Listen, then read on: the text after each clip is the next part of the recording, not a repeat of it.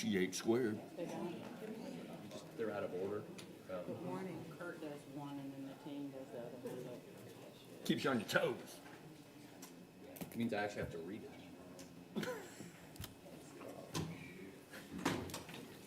What's your lexile? It's your lip out. I is a college graduate. What's up, T-double-E? Good morning.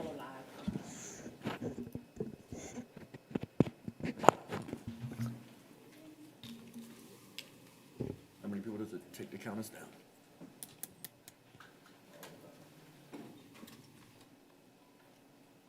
All right, well, welcome everyone to the May 16 meeting of the Capital Improvements Committee. Call everyone to order. First item on the agenda is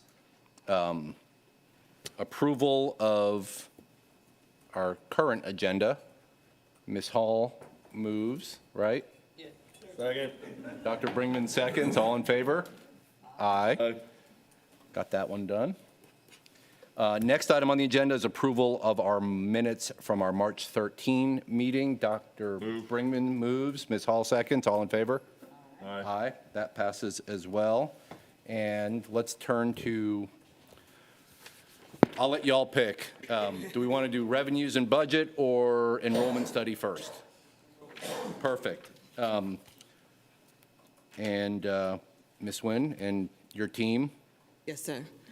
Good morning. Good morning and thank you. Committee Chair, thank you, and board members, staff, and audience.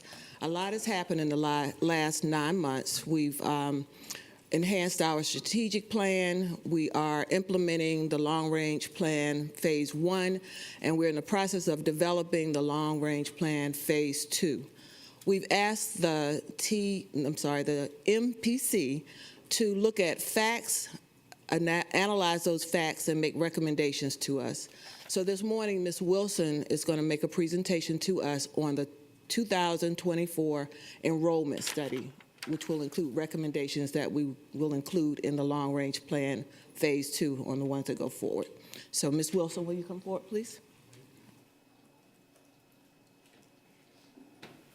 Good morning, everybody. My name is Melanie Wilson. I'm the Executive Director and CEO of the Metropolitan Planning Commission. Some of you may remember me when I did the presentation for redistricting. You remember what that magic number was? 36,911, with regards to what you all had to have in your districts.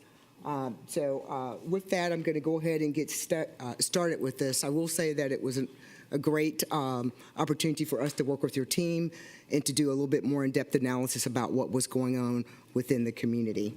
Welcome, and we appreciate your collaboration. Thank you.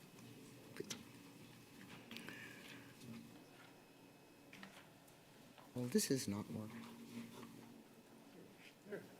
Okay, the way that we've got this set up, we've got the goals and objectives. We've got the school board districts highlighted, community demographics, development activity, school utilization projections, and recommendations. The goal objectives for this study was to determine the current and future student enrollment, development patterns throughout Chatham County, and to find solutions to optimize the uses of the facilities, upgrade the configuration of attendance boundaries, and to improve efficiencies. So one of the things, or some of the things that we did was examine the population growth trends. Again, if you remember from redistricting, we had several districts that grew an incredible amount. We looked at attendance zones. We forecasted what your enrollment trends would be based on looking at migration rates as well as other data. And we calculated the capacity of the schools based on your current population and what we thought was overutilized and underutilized facilities. Currently, these are your school districts. I think you all know. Some of you are running, so we don't have to go into that. Most of mine. Okay, let's talk about the community demographics. Population has changed, and again, just from earlier, you noticed that we had a lot of growth in actually the western part of the county. From 2010 to 2020, the county grew at 8.9%. From 2020 to 2022, we've experienced a 3.9% growth.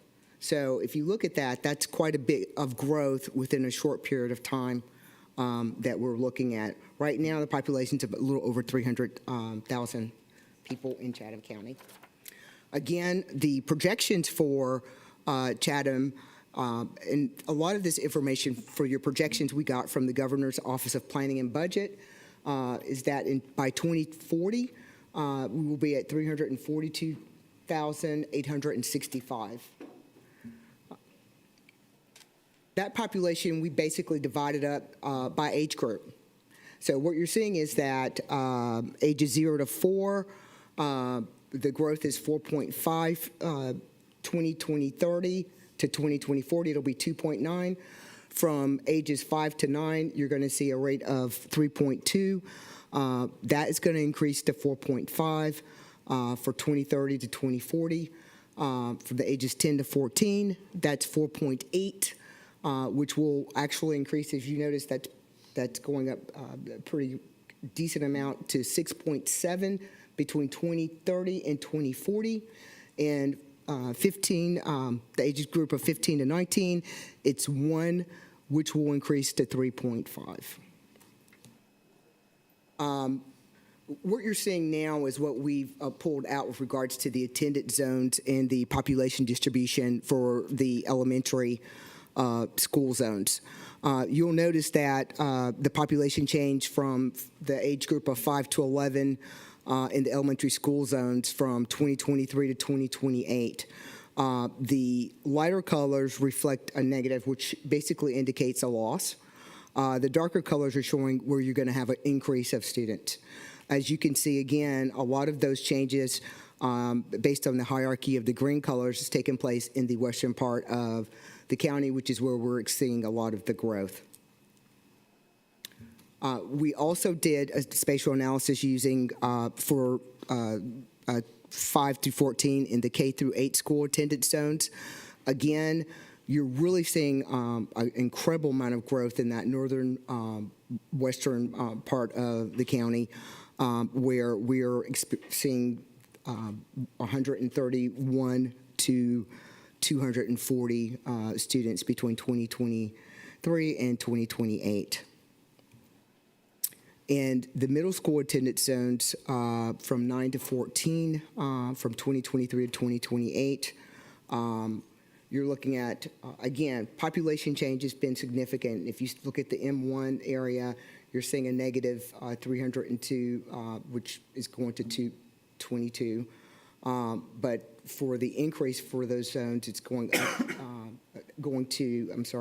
17 to 96, and those are some of the changes.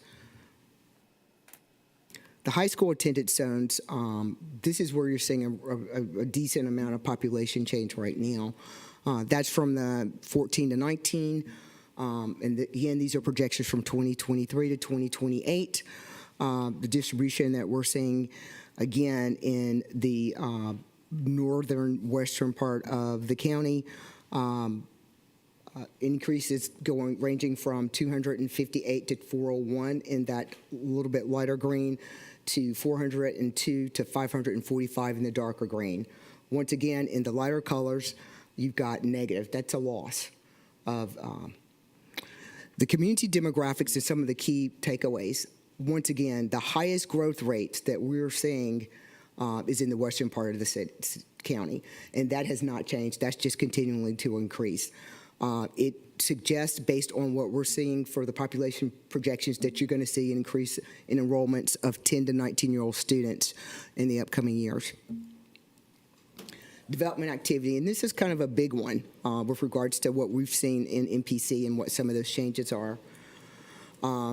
Planned development units. We looked at the spatial distribution of where we've seen the most density based on PUDs, and those are planned unit developments. And within those planned unit developments, the densities can change. We just had an amendment to a PUD up in the Highlands area where they started out with a little bit lower density that was going to be townhouses, and they decided to go to a different configuration. It didn't change the PUD, but it changed how that was going to be used from the standpoint of it being multifamily, so you're going to have more people there. So we looked at the number of units based on the current PUDs that we've got of record. If you see an area that is in a green, that means that we really don't know what those final numbers are going to be. The developer has not made that decision, but they can add whatever the underlying zoning is. So that's why you see that showing up the way that it is. But if you look at New Hampstead, the number of units within that PUD within this time frame is 5,001 with a max out of 10,234. You look at Godly Station, the same from the standpoint of those numbers, 2,000 to 5,000. That's a lot up in that area, and that does not even include the activity that's taking place in the Pooler area, city limits. More specifically, just basically it's just giving you the number of units that are currently developed or have permits pulled. Residential development activity. This we looked at what was going on everywhere. As you can see and as you've heard in the press lately, Port Wentworth is becoming a boom town. They are experiencing a lot of development activity. You have total development for them at 1,500 plus units to 2,000 units. Even 2 years ago, you would not have seen that in the Port Wentworth area. Pooler, the same thing with regards to development activity. And for them, one of the things that happened in the Pooler area during the census, which some of you may not know, is the census did not do a great job at counting anything that was in a multifamily complex. So their numbers are actually a little bit lower than they should be. These are the total number of building addresses by municipality, and this is just a disclaimer. One of the things that we do at MPC is we issue addresses. So it gives us a little bit of heads up based on how many addresses have been distributed to developers looking at building. For example, in Bloomingdale, they had 5. For 2023, they had 130 new addresses. Pooler, you see this variation, but they had in 2021 593, 2023 1,599. So this is just basically giving an example of what is going on with regards to growth activity a lot in that western area. And in the unincorporated areas, we still are having growth, but based on annexation patterns, that goes down a little bit, but doesn't mean that doesn't impact you as a school board. So some of the key takeaways for development activity is new housing, job opportunities. They really continue to impact the growth, and they're being driven by the ports as well as other significant development projects that are regional. And that regional collaboration that is currently ongoing is going to continue to drive the need for more housing, especially in that western area where you have the counties connect with Bryan and Effingham. That Pooler, Savannah, and Port Wentworth, they have a rapid amount of growth, and a lot of that is based on the fact that we've got the Hyundai electric vehicle assembly plant, but we've got other development activity that's not even kind of in the news that's taking place in that same area. That Western County of Chatham, Western Chatham County right now has the largest number of planned unit development projects. They're the biggest, and you've got the most. And that's Godly Station, New Hampstead, et cetera. So after that, we looked at the school utilization projections. So right now, what you're seeing is that 20% of the elementary schools are overutilized.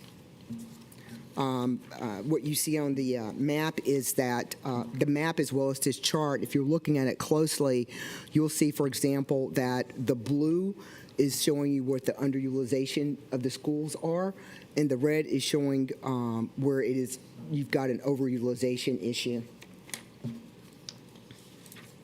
Okay.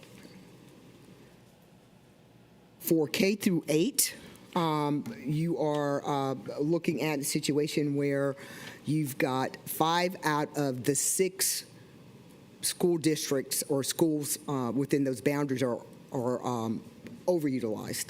Again, That's the red. You'll see you've got everything from New Hempstead K through 8 to Godley Station. If you look at that bar, they're very much overutilized. You've got Georgetown K through 8, which is underutilized.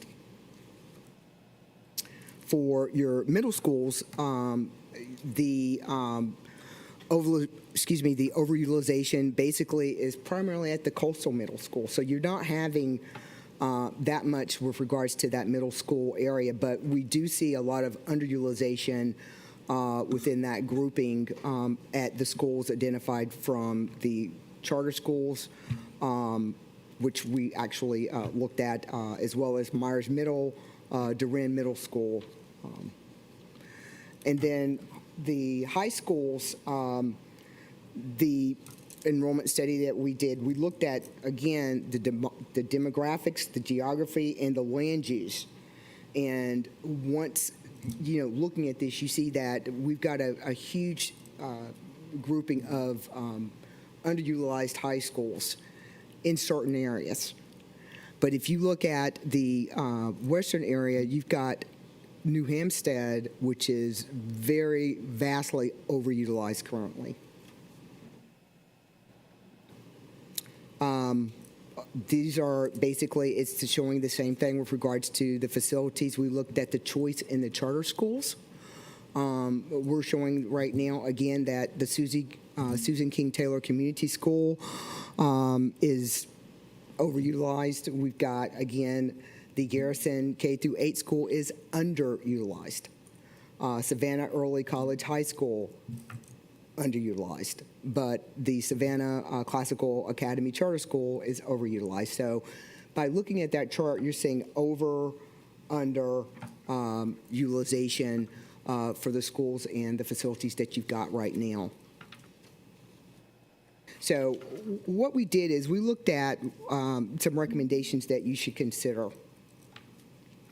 One is for the elementary schools, a change in the school district boundary, which, would have involved adjusting and altering the geographic area, which looks at and determines where students attend, which schools the students attend. That will help with regards to dealing with the demographics that you're experiencing in those areas. Right now, changing of the district boundaries is not recommended as an immediate action, and it will be necessary to look at it a little bit closer with regards to what all those impacts would be. The other is shifting the students. If the school districts or if those students are over capacity, then look at shifting them to other schools and look at where those things they could go with regards to the location of these schools that are under capacity. That's going to depend on where the children are located and how long it will take them to get to the schools. The second one really is to look at improving or the facilities that you currently have. You've got, in the case of Pooler Elementary, Gould Elementary, Hurd Elementary, and et cetera, you've got the opportunity to make improvements to those facilities in order to make more conducive learning environments. Some of those would include structural repairs, HVAC, electrical, sports facilities, and other common areas that are shared by all of the students, and aesthetically just making some overall improvements. They're going to be crucial to providing the students a safe and healthy learning environment. And a lot of the detail of what I'm going over is explained out in the report that you should be getting in great detail. The other is to build new schools. Right now, you basically are going to end up having to build some new schools, but that is one of the options that you will have to look at.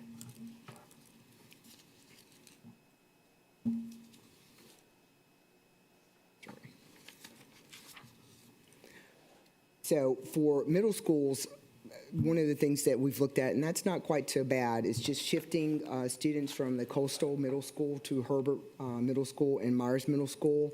And then for that one is to look at improving the facility conditions of all of the middle schools except for the Oglethorpe Charter School.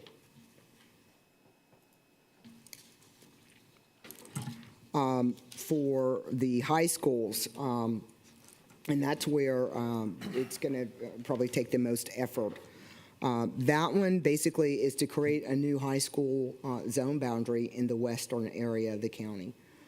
It will address the overcapacity that we've seen in New Hampstead, Groves, Woodsville, Tompkins Technical School, and to look at improving the facilities at Windsor Forest High School, Savannah Arts Academy, Johnson High School, to make it an area that is a little bit better environment for the students to be in. Future steps, one of the things that we are suggesting that you consider doing is to examine the potential impacts of enrollments based on the fact that Georgia Promise Schools Act just passed this year. There needs to be more analysis on that because that could possibly impact what you do with all of your schools, depending on how many people participate in that program. Again, shift students or change school zone boundaries for the elementary K through 8 and middle schools. And then 3, create a new high school zone boundary to the west to address the overcapacity that has been observed in those schools.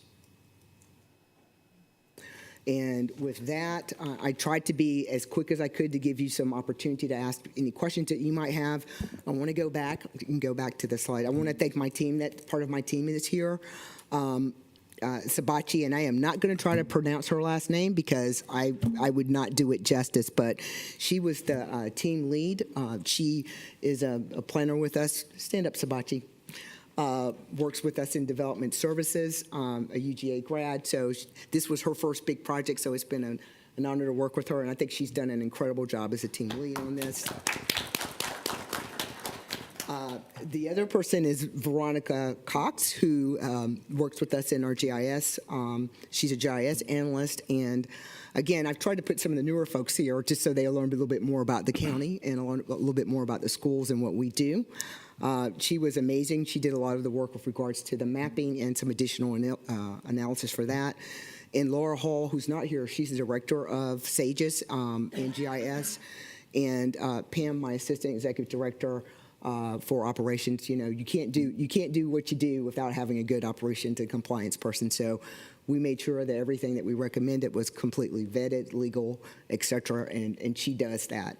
So with that, I want to thank you for giving us the opportunity to work with you on this, and know that with the development that we see that is taking place, there are a lot of things and decisions that you're going to have to make with regards to schools and the capacity, especially in the western part of the county.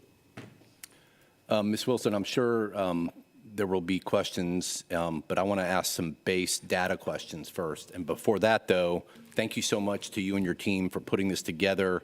Very informative, very data-rich, and triggers a lot of thoughts. So we appreciate ongoing collaboration with you and your team.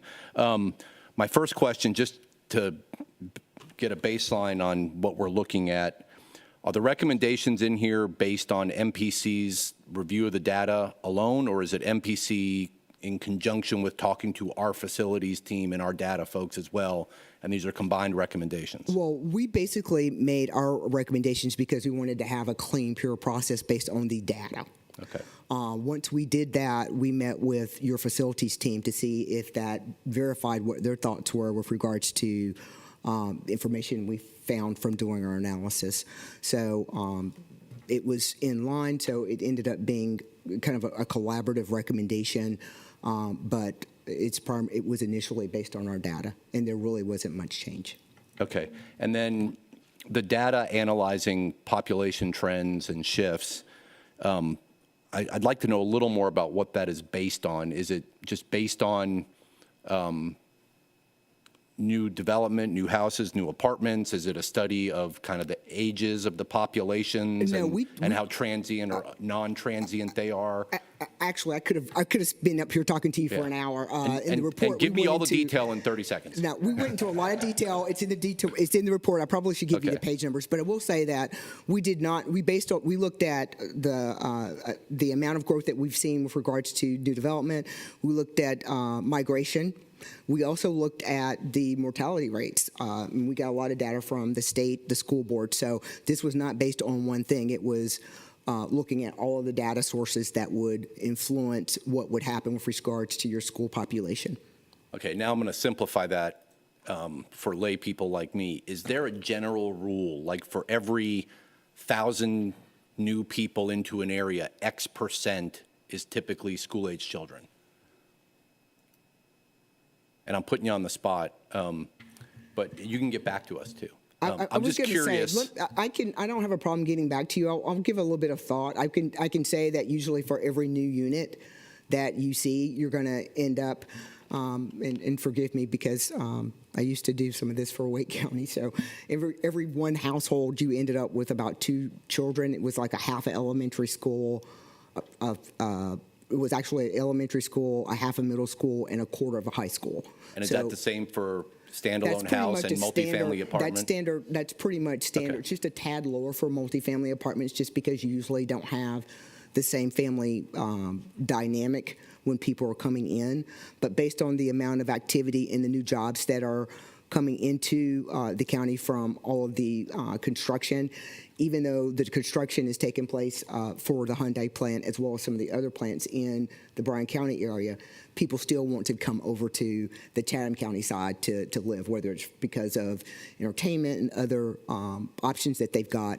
And housing, there's just not the housing that's in place right now. So they're buying here or they're renting here until they find a place to buy. So we factored in that year lag time with looking at those multifamily units, because that's where you're going to have a higher number as people come in, because they're still looking for housing. Great, thank you. Dr. Bringman?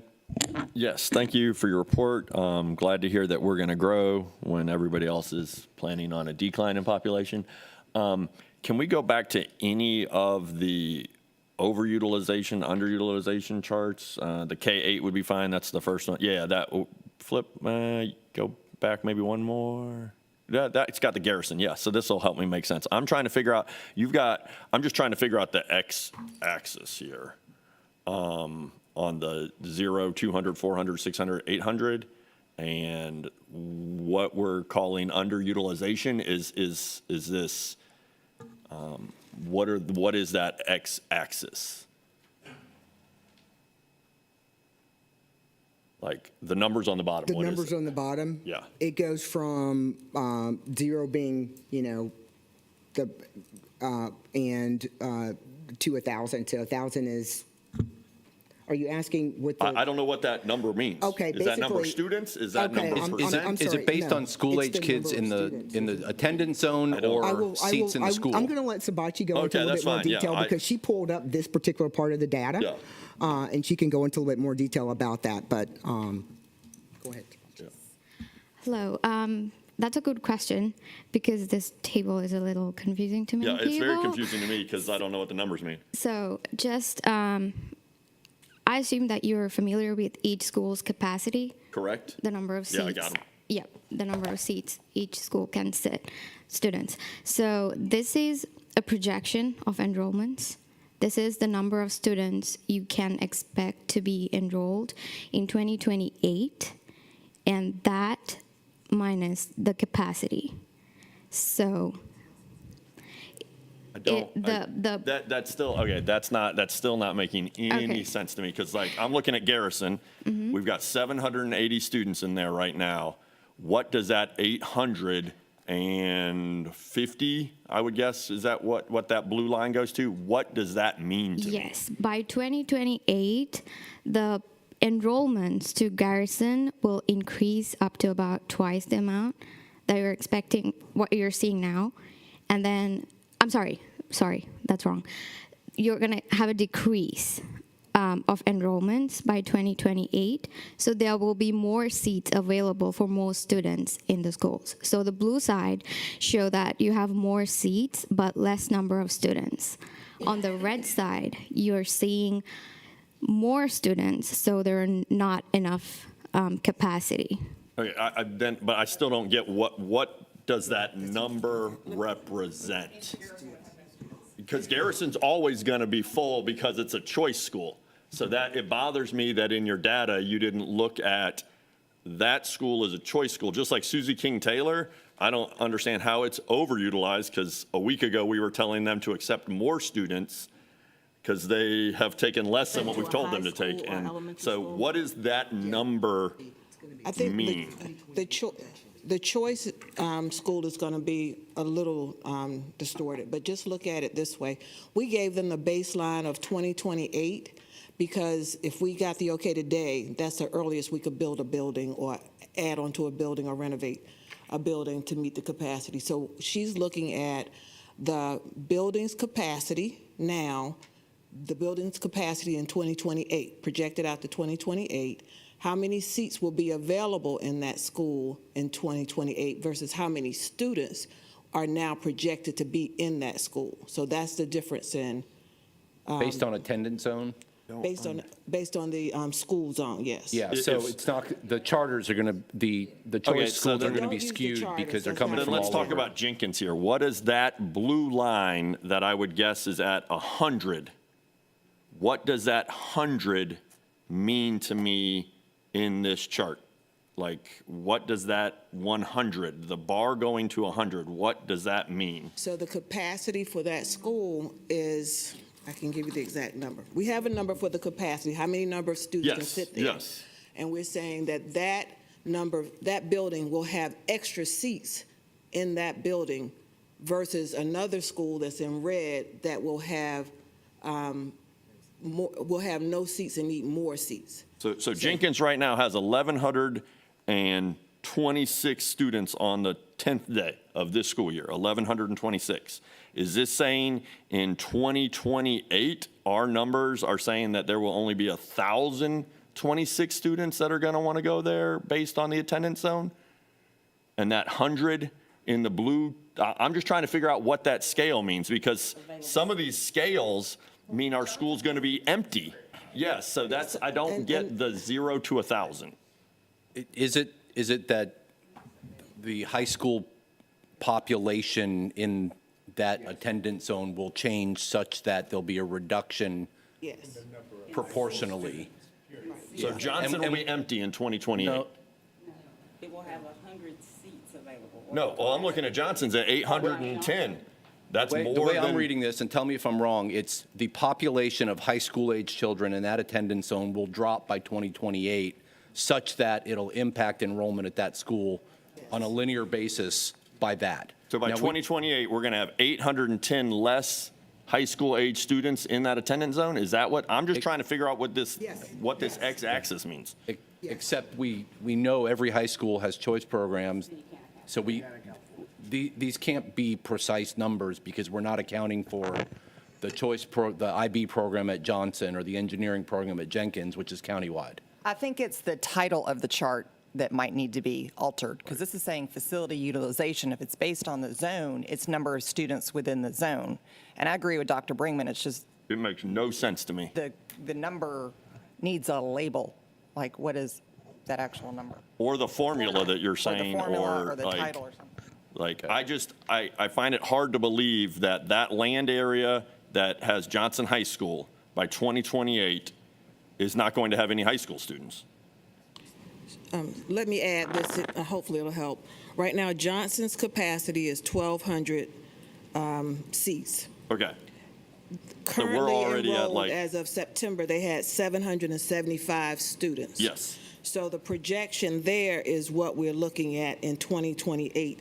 If that projection is showing, even if it's showing 800, it's still below capacity So because you're right saying we'll now have it's at 400, 65. okay. So we'll have 400 students there. Okay, it would help immensely to have the number, like, I'm sure somebody has it in a chart somewhere, of how many students are supposed to be there? Okay. Yeah, or as like, Like this, in 2028, Johnson will only have 400 students at it rather than 800 empty seats, or just write down there, empty seats, I guess is what this is saying. You're projecting that many empty seats at each one of our schools. Right. Is that, am I hitting it now? Okay. It's getting clearer. Okay. But, No, hold on. Were you done? yeah. Dr. Yeah. Howard Hall? Good morning, and thank you so much for this information. It definitely will help us with our planning. My concern is not the blue, and I have no confusion about overutilization because that's my district. From day one, since I sat on the school board 6 years ago, this has been a major concern for me regarding the growth in West Chatham County. For example, I've questioned on many occasions about expanding Rice Creek. I questioned about actually creating or building a new high school on that side of the county because I live there, and I left my house this morning at 7:45, and I have to due to the growth and the traffic out there. The area behind my house that was once a place where the deer roamed, now it's a warehouse when I look out of my window. So there's immense growth out there. Your recommendations is something that we've began to do in phase one, such as improve facility condition, shift students, as well as the discussion of building a new high school. The questions that I have will not be pertaining to you because you've given us the data that we need to move forward. So we'll have questions to come for our capital improvement team, which will help make decisions as regarding of what we need to do as far as these schools are concerned. We know that it's a shift.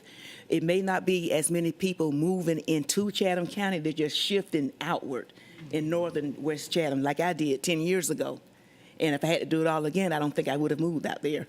I would have stayed closer in on the other side of the west side. So thank you for your presentation. And I need to come by your office and get a new map because it's changed again since the one that I had. Yes. And it's a little confusing about what Garden City for years was not in my district. Now it is. So we're looking at Yeah, that. with the tweaks that the legislature made, Right. It changed. But for full disclosure, remember, we got very limited data from your group, so we wouldn't know about some of the school stuff. We're just dealing with pure numbers. So some of that information is actually going to be in the report. We will tweak the labels and things of that nature, but we will Thank you. basically. But I just wanted to make sure that you knew that some of the detail is a lot more detail is in the report with regards to Thank how you. we got to where we are. Ms. Grabowski and then Ms. Hall. Thank you for the report. I'm sorry that I missed the very beginning, unavoidable delay. Piggy, just real quickly on the facilities side. So I know Mr. Katchmar asked if you worked with our facilities team, and it said, but some of the recommendations don't necessarily align with some of our capital projects. So I know Groves was on the list as needing a new school, and we just had the ribbon cutting for that one.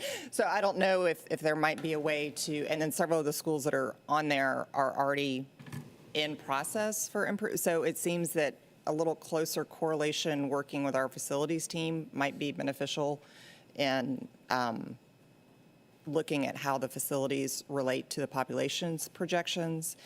And then question as far as the projections for population, did y'all work any with CETA and any of their initiatives that are looking at the impacts of the meta plant and other industrial growth in terms of the population projections?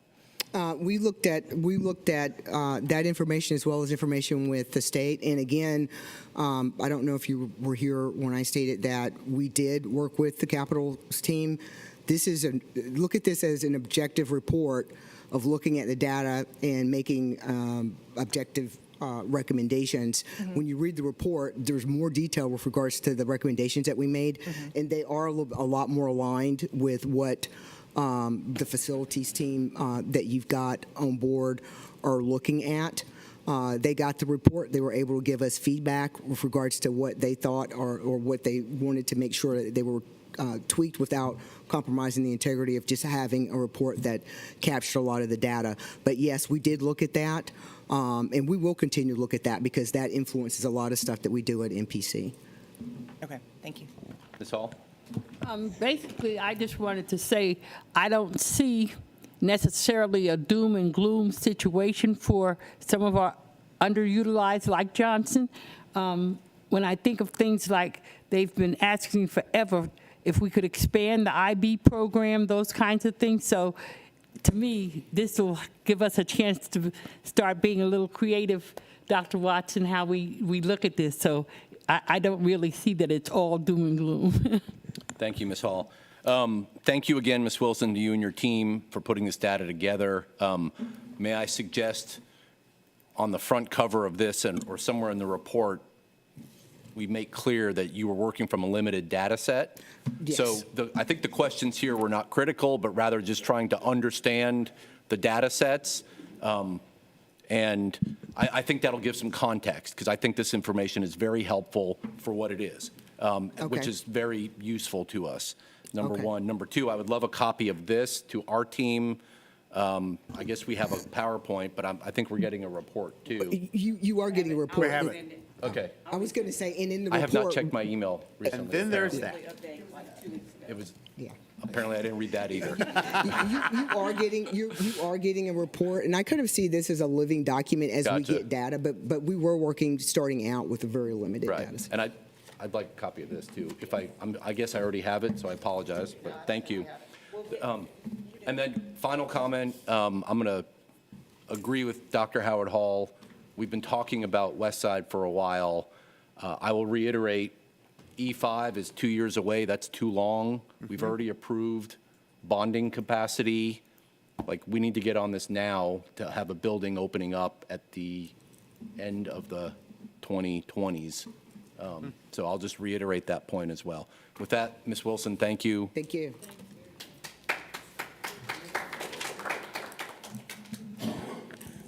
And Ms. Nguyen as well, thank you.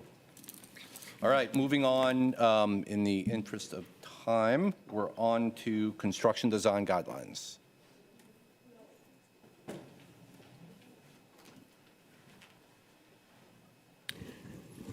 Our next topic is the construction design guidelines. I'm going to introduce Sonny. We know him as Sonny. He outlined the procedures they're now using for the accountability approach to validating the designs as they go into construction and are implemented during construction.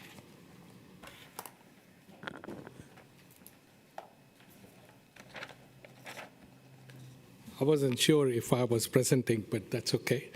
I understand Guess what, you are. Yes, Surprise. I'm here now. So I understood that the reason we needed to do the design guidelines was that we must follow them and make sure that they're followed. That's the biggest concern we have, and we have created the procedures. As you can see, that there is a scope approval procedure and a design validation procedure. I've even gone to the design professionals and I've asked them that once they design it, I want another of their own architect or one of ours validate that it follows our design guideline. These procedures are just days away from being made into a process in eBuilder. So no project will happen in a few more days that we did not do these things correctly. Is it going to be what's in here, or can we see the actual Procedure, guidelines? yes, you will see the procedure. I will have them sent through Dr. Watts. Okay. And My understanding from the team, we're not necessarily changing many of the guidelines. The Yes. guidelines that you all did significant work on a few years ago will remain in place with some tweaks. The big focus was around accountability for making sure they're followed and communication. Did I misinterpret that? no. So you accurately identified main goals. One, there was a concern over the last several years of following the guidelines, and if deviations were made, how and who made those decisions? Yes. And who got notice. The second issue, though, was every few years, we go through a process of reviewing the design guidelines, just like we do for board policy. There's a formal 4-year review process. We don't have a formal review process for the design guidelines. The last time we went through a comprehensive review was 6, 7, 8 years ago. Back then, we had a robust debate about alternative energy, solar, hydro, and those technologies have changed over the last several years. So the other thing the board wanted to accomplish was a comprehensive review of the design guidelines. There had been some items that we wanted to tweak, Okay. Including walkability and things like that. Ms. Grabowski was going to have some of those more detailed conversations with the facilities team and then bring kind of an updated design guideline overhaul to the committee to look at, and then ultimately for adoption and approval by the board. But that was going to be over this year. Yes, So absolutely. that is still in the works. Yes. But I think this is a good start to the first phase of making sure there's fidelity, reminding our design folks externally and our project managers internally that they're here and they're not just something to put on a shelf. Some of these are expressions of board policy, what we want to be as a district. Others are lessons learned over 3 eSPLOSs of maybe simplifying our FF&E so that it makes it easier for maintenance and operations, using certain vendors or types of systems. So when I first got here, like every school had a different HVAC system, and we couldn't find parts, and some companies went out. So trying to do things like that. So I think it's a living document. We're going through another review. This is a good first start. I would appreciate to see the details. There were some things in the design guidelines, for example, like there's supposed to be a step in the process where the board sees the schematics, sees kind of what the exterior looks like, and so there's an opportunity to comment, because we've had situations where, wait a minute, the community doesn't like this design, let's redo it. And we spent $800,000 redoing it. Or we don't like this paint color, can we, so we're trying to avoid late in the game changes. So this is a good first step. We appreciate it. I would ask Ms. Grabowski continue to work with the facilities team on kind of some of the more detailed things, and maybe towards the end of the year, we've got a kind of Yes. revamped document. Absolutely. Does that make sense? So we are concurrently working also in tweaking the design guidelines and making sure all the new technologies and new information is being added. You want to talk more about it? Have a committee that's meeting bi-monthly? We're meeting monthly and once a month, and the last page kind of summarized. We were trying to keep this meeting a little focused. So the last page just addressed the fact that we are continuing to meet on a regular basis. We have had several review sessions. We will summarize that and bring it back to you. And I said as requested or on a monthly basis, whichever the choice is. But we have met and talked about sustainability, technology. The police department sat in with us and talked about technology. We've looked at the different type of mechanical systems that are being included in our projects. So the next step would be to bring you more information in a kind of summarized form that you can give us feedback on. I appreciate that, and I know we've kind of had some organizational changes in our structure. I think 2 or 3 CIC meetings ago, though, we identified Ms. Grabowski as kind of the CIC liaison to kind of help work on this, and then at some point bring some recommendations back to the board, back to the committee collectively for review and comment. So I would ask that moving forward, just put her on the calendar as well.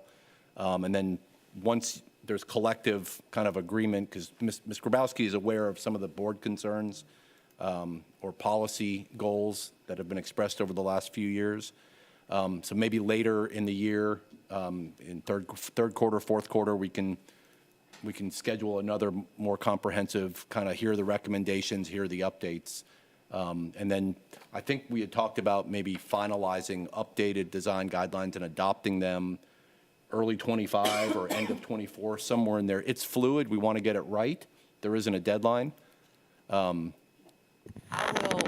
We definitely want to have Ms. Grabowski be a part of this collective process, so we'll start looping her into the structure that we have right now for meeting and discussing.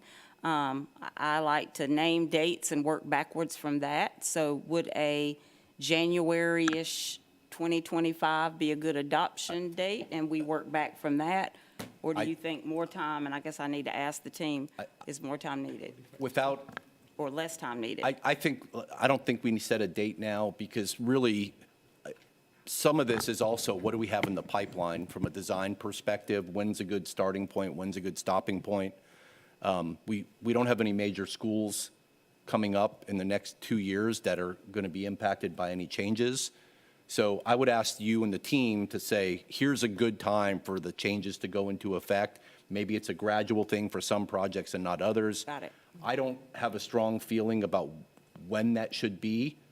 I would prefer just sooner needs to rather be. than later, Okay. but I want it to be right. Got it. And so unless the board has significant thoughts on when a date should occur, we want this to be a process that I know you're fitting in with the 13,000 things. other things you're doing. Exactly. But look at it holistically, figure out when's the right time maybe to do that, and then we work backwards from there. But I think we want it right more than done Time. quickly. Okay, yes. So we can propose a schedule at the next meeting, because one of the things that we are running into is that we've set up committees, and some of the committee members are very engaged in work that we're doing right now, so they haven't been able to participate, and we do want good participation. Got a number of, Understood, and that's why I said, this is on the to-do list, not on the must-get-done in 3 months list.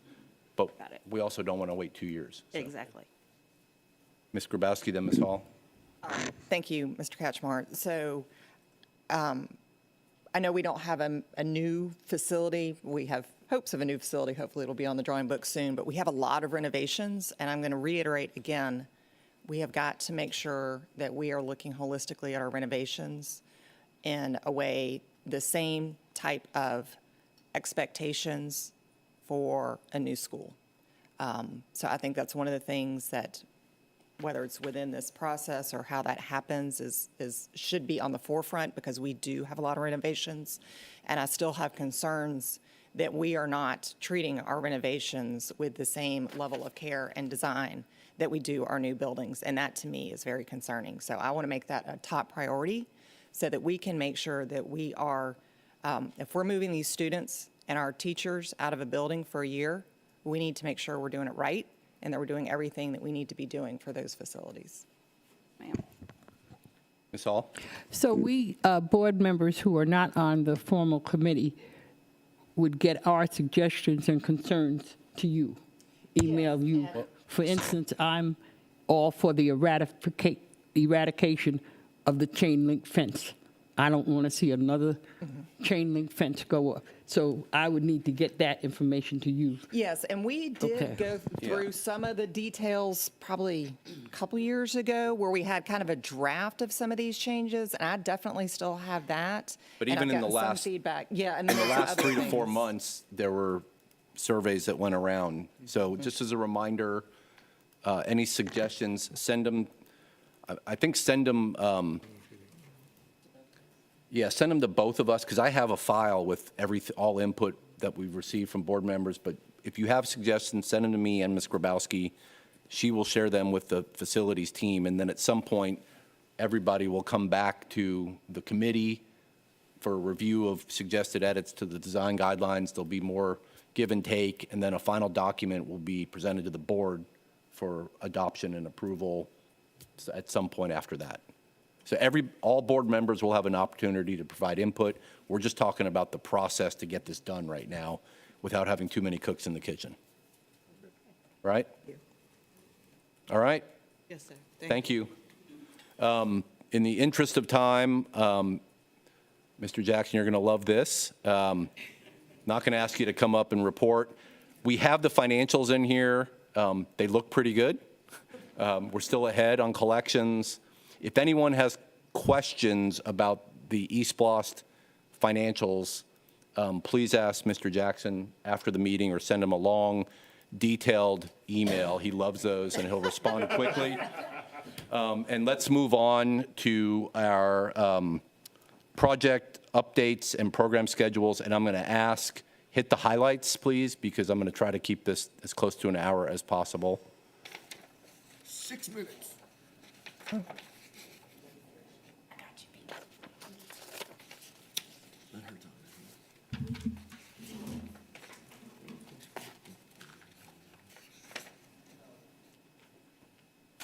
I would have wasted 10 minutes doing what she's going to do.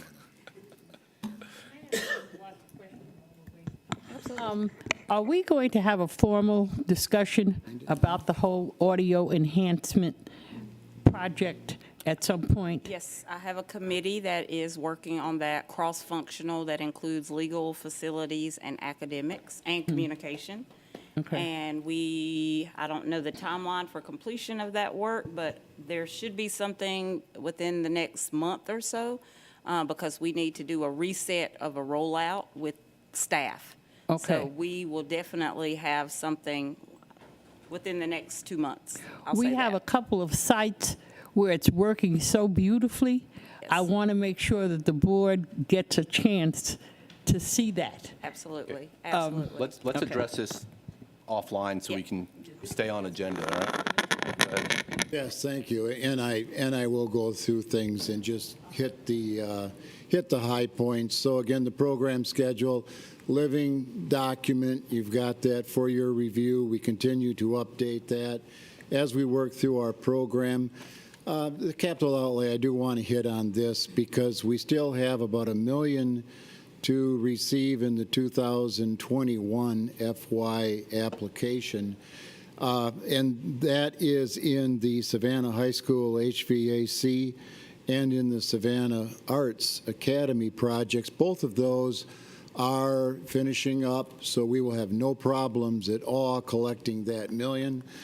And then, of course, we did not have any application in 24, 25. We are going to have one in 26. So you'll be seeing that for approval in August, or no later than September of this coming year for capital outlay. Our capital plan, again, we go through these, have gone through these in detail. Just to, again, show you that East Blast 3 is on budget and will finish on budget. East Blast 4, again, this is not only a planner, but a documenter.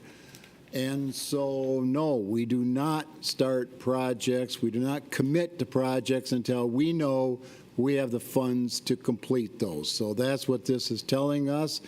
It comes from a very, very large spreadsheet with all of the projects laid out. This is kind of a summarization of it, but again, does show the projects that the years that we have actual receipts and expenditures and our plan to work through the rest of the East Blast program. Y'all were at the ribbon cutting last week. This school is going to be ready for August, start of construction. You saw across the street where the field house is being constructed, the new stadium.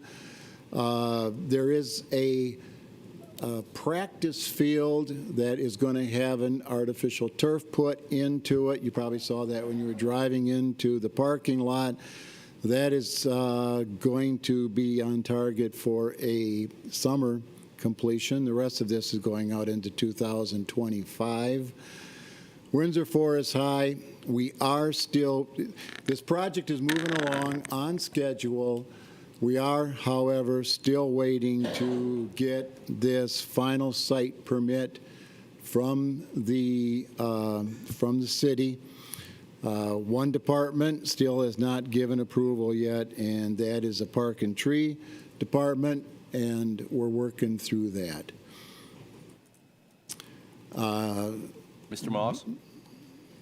Do we have any clue as to when that will be worked through? Yeah, Because this has the potential of holding us up. it does, because we need to have this remaining site approval, and it will start holding us up if we do not get it promptly. We have gone through the proper steps, and we've been gone through the process, and now we're waiting for the city to respond so that we can hopefully work through this issue. Can they give us a timeline? Because this is maybe the third or fourth CIC meeting, and I know that they've had changes in who we're having to deal with, but I believe it's starting to slow up work already. No, it's not. It's not slowing up work on site. Okay. I will recontact the architect and make sure that I didn't mishear my last conversation with them. No. Okay. Who do we as a board need to contact to grease the wheels? Because we've been working on this since before we put a shovel in the ground. I'm just. Yeah, we're putting together a plan, and why don't we discuss that when we've got this in place? We know who the players are. I think we have a good idea of what has to happen. It's a matter for us to just put that plan together, and then we can keep you informed. But it is something that's on the front burner right now for us. It's a very, very important thing for us to get, and no, we cannot wait any longer. At Bloomingdale, that project is on schedule also. Lots of concrete masonry going on, getting ready for August 25 completion. The Godley Station also is on schedule to be ready for students in August. And that also is the same thing for Pulaski. Students ready for school ready for students in August. But remember, in this project, we still have to do all the parking lots, and then there's an athletic field that has to be done also, and that's all in the phases as you go through this. But obviously, the first thing is to get the school ready for students in August. J.G. Smith, we met last month with the community and introduced to them the plans that are being looked at. And so this project is going to go off into design now also, and touching every area of that school. And there was a couple of renderings that the architect had, and so I put this one in.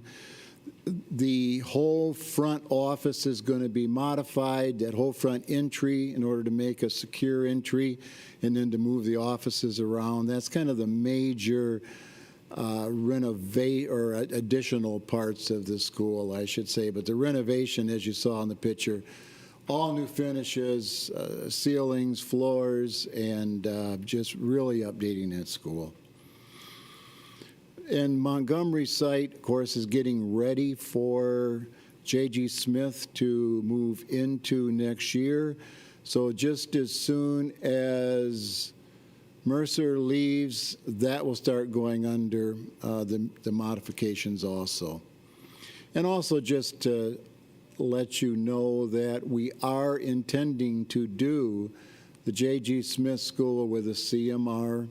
And so we're putting an RFP out for that. That's going to be out in the next 2 weeks. And so we should have that CMR ready for award in August.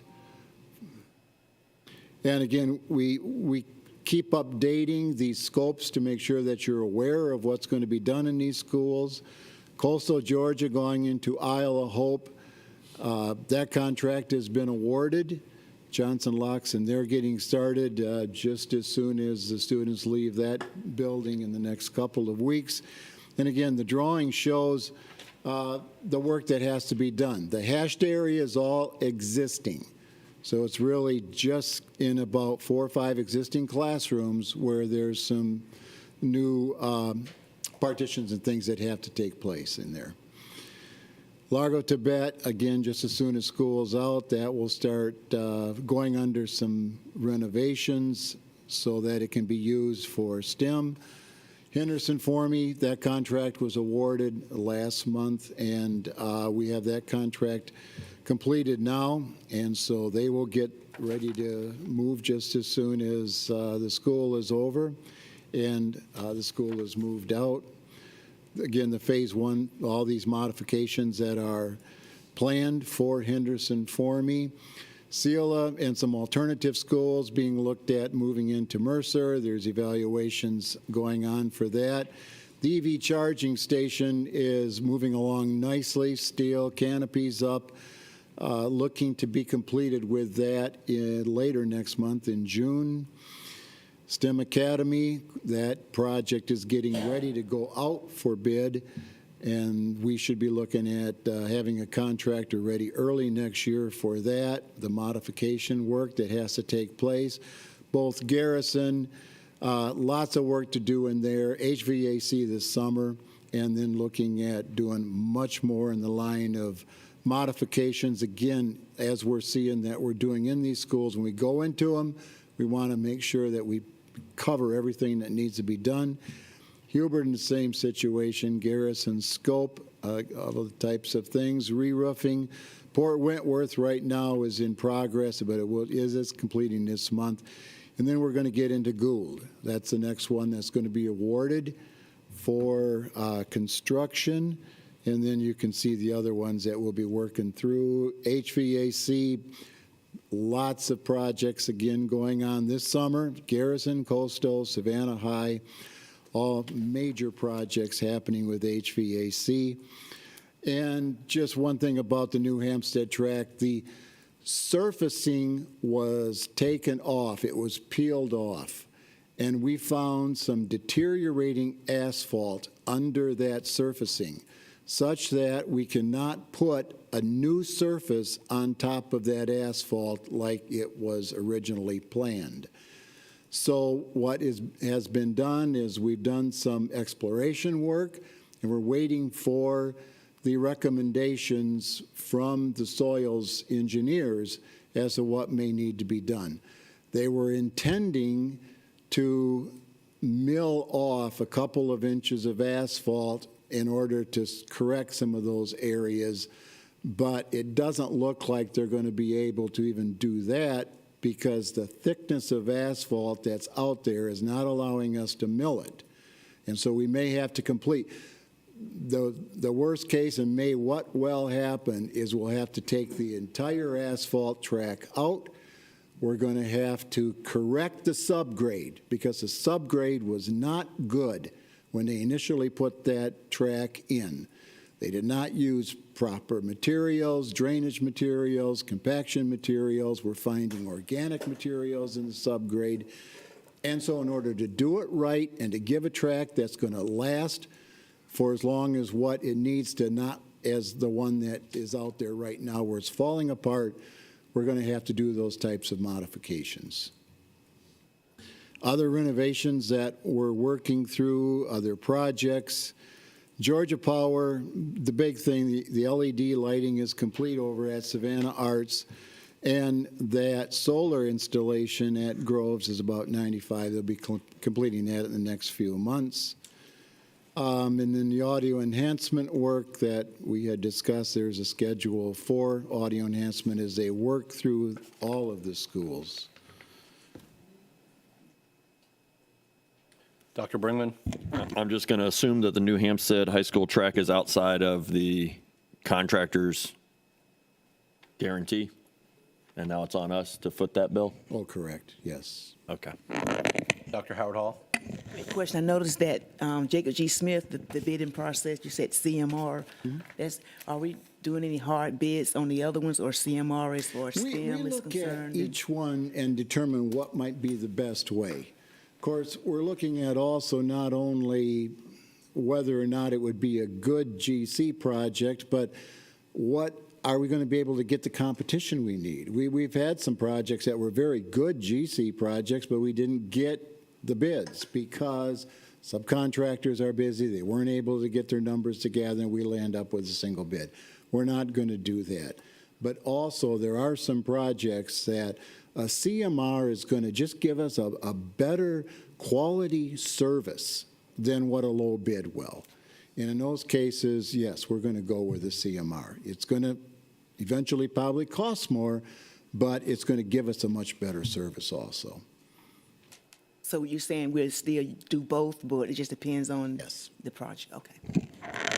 So here's a comment as we review our design guidelines. Let's bolster or highlight or put in bold the process where the architect has to inspect the work done by the contractor and sign off on it, and then we are back checking the architect to a certain extent, because something happened with the track.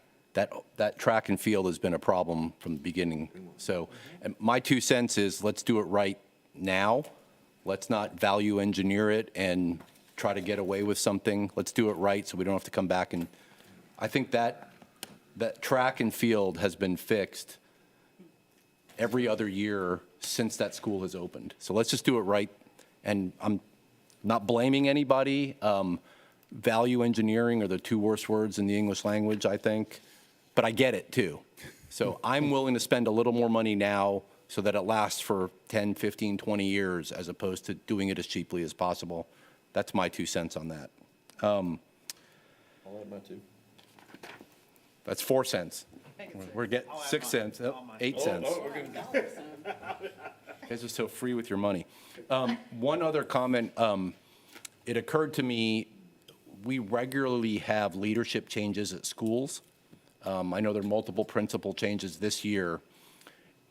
It might be a good idea, and again, I know you have nothing else to do, but it might be a good idea for facilities and M&O to have a sit-down with the outgoing principal and the ingoing principal so that there's continuity of projects, so the incoming principal knows your HVAC system's getting replaced this summer. Yes. And I'm assuming some of that is happening, but I was thinking specifically about Coastal, for example, where there's still follow-up issues related to the renovations. Yes. There's a greenhouse that's supposed to be going in. There were some ongoing things related to the front office. And then I was extrapolating out those issues to all the schools where there's ongoing projects. Yes. I appreciate you saying that. The deputy superintendent and I are actually working on a project regarding onboarding, not just regarding facilities, but any new employee. And I'm not talking about the typical HR onboarding. I'm talking about critical information in which you are suggesting to make sure that there's a transfer of projects, things that we want people to look at the first 30 days, 60 days, 90 days. So we can definitely incorporate that into our discussions as we're looking at onboarding. And that specifically will be assigned to the next chief of schools as it relates to coordination around facilities and new leadership coming in. So Perfect. already Thank on you. my radar. Thank you. Any other questions for Mr. Huttinga? Or Mr. Batra, or Ms. Nguyen, or anybody else sitting over there? All right. Our next meeting is July 17, 2024. To the facilities team, thank you for putting together the project summary and information sheet and materials today. Please make sure that gets on our committee website at some point. And with that, we're adjourned. Thank you.